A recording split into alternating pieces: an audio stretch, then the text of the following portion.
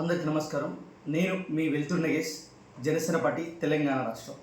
ఈరోజు మన తెలంగాణ రాష్ట్రంలో ప్రభుత్వ జూనియర్ కళాశాలల గురించి, అక్కడ విద్యా వ్యవస్థ గురించి మాట్లాడదలుచుకున్నాను. మన తెలంగాణ రాష్ట్రంలో ప్రభుత్వ జూనియర్ కళాశాలల అధ్యాపకుల కొరత వల్ల విద్యా వ్యవస్థపై ప్రభావం చూపుతుంది.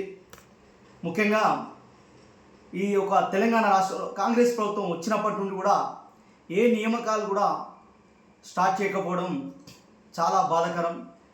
అయితే ఈ కాంగ్రెస్ ప్రభుత్వం విద్యా వ్యవస్థను క్షీణింపజేస్తుందనడానికి ఈ ఉదాహరణగా చెప్పుకోవచ్చు.